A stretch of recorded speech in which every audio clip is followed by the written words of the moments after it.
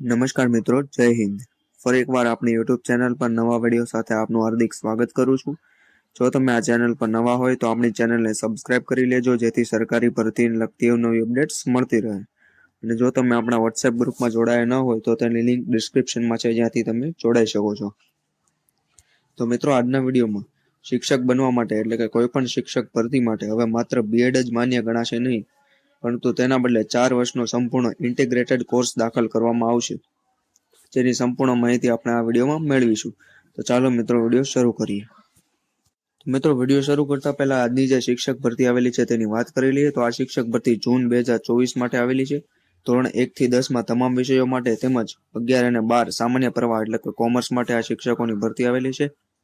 તે ઉપરાંત હોસ્ટેલ માટે ગૃહપતિ પણ ભરતી આવેલી છે. આ શાળાના કોન્ટેક્ટ નંબર અહીંયા આપેલા છે. તેના પર તમારે હજી રજીસ્ટર એડીથી કરવાની રહેશે, જે તમે જોઈ શકો છો.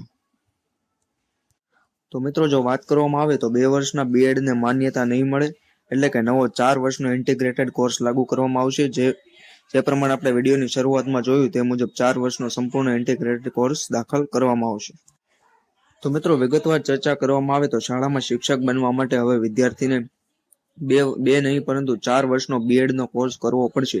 રાષ્ટ્રીય શિક્ષણ નીતિ 2020 અનુસાર હવે 2 વર્ષીય બીએડના કોર્સને બદલે 4 વર્ષના ઇન્ટિગ્રેટેડ બીએડ એટલે કે સ્નાતક સાથે બીએડ કોર્સમાં પરિવર્તિત કરી દેવાશે.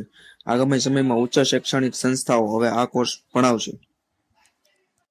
તે ઉપરાંત એનટીસીએની માન્યતા સંસ્થાઓને આપવા સામે પણ વર્ષ 2024-25 થી રોક લગાવી દેવાય છે. હવે માત્ર 4 વર્ષીય બીએડ કોર્સ ચલાવવાની જ મંજૂરી અપાશે, એટલે કે 2 વર્ષના બીએડ કોર્સની હવે મંજૂરી અપાશે નહીં. તે ઉપરાંત તમામ સંસ્થાઓને 2030 સુધીમાં 4 વર્ષના બીએડની માન્યતા લેવી પડશે.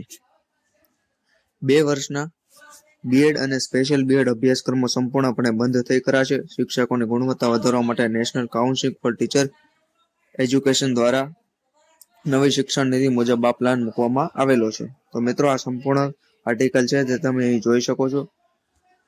શિક્ષકોની ગુણવત્તા સુધારવા માટે એટલે એનસીટીઈ દ્વારા આ નિર્ણય લેવામાં આવેલો છે. તો મિત્રો, આજના વિડીયોમાં બસ આટલું જ. આ વિડીયોની પીડીએફ મેળવવા માટે તમે આપણા વોટ્સએપ ગ્રુપમાં જોડાઈ શકો છો. ફરી મળીશું નવી માહિતી સાથે.